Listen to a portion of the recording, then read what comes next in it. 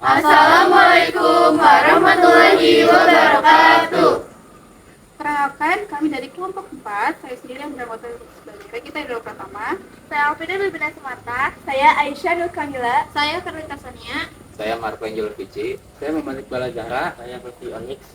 Nah, di sini kami mendapatkan tema tentang filtrasi air dan kami modifikasi menjadi perairan yang di persawahan. Lalu filtrasi air itu apa sih? Filtrasi air adalah proses penyaringan air untuk menghilangkan kotoran, partikel, dan zat-zat berbahaya sehingga air menjadi lebih bersih dan aman untuk digunakan. Proses ini penting karena air yang tercemar bisa mengandung bakteri, lumpur, logam berat, atau bahan kimia yang bisa membahayakan kesehatan manusia dan makhluk hidup lainnya. Oke, dari situ kita tahu mengapa kita memerlukan filtrasi air. Yang satu adalah untuk kesehatan. Menyaring air membantu menghilangkan bakteri zat berbahaya yang bisa menyebabkan penyakit. Yang kedua adalah untuk kebersihan. Air jernih dan bersih lebih nyaman digunakan terutama untuk mandi, mencuci atau memasak. Yang ketiga adalah untuk lingkungan. Menyaring air sebelum dibuang untuk bisa mencegah pencemaran lingkungan, sungai atau laut. Yang keempat adalah untuk mendaur ulang air. Air bekas bisa digunakan kembali setelah disaring.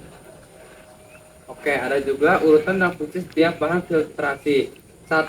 Kapas, lapisan pertama paling atas. Fungsinya itu menyaring kotoran besar seperti daun, rambut, atau serangga kecil. Kenapa digunakan? Kapas berfungsi sebagai penyaring awal agar kotoran kasar tidak masuk ke lapisan bawah. Yang kedua ada kerikil. Fungsi kerikil menahan partikel besar dan mendukung struktur filter agar tidak runtuh. Kenapa digunakan? Membantu menyaring kotoran seperti lumpur atau pasir besar dan membuat air mengalir lebih merata ke bawah. Yang ketiga yaitu pasir halus. Fungsi dari pasir halus yaitu menyaring partikel kecil seperti debu, tanah halus, atau lumpur halus. Kenapa digunakannya pasir halus? Karena pasir halus memiliki pori-pori yang kecil, yang efektif untuk menyaring partikel kecil.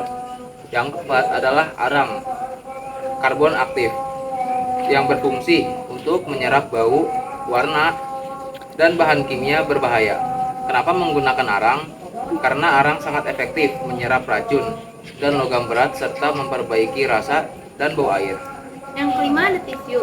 Fungsi menyaring partikel halus yang lolos dari pasir dan arang.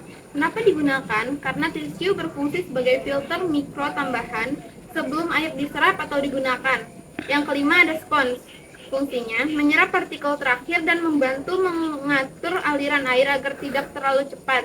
Kenapa digunakan? Spons juga membantu menjaga kelembaban dan menyaring partikel halus yang tersisa. Nah, yang ketujuh dan terakhir ada air kotor. Dimasukkan terakhir untuk disaring.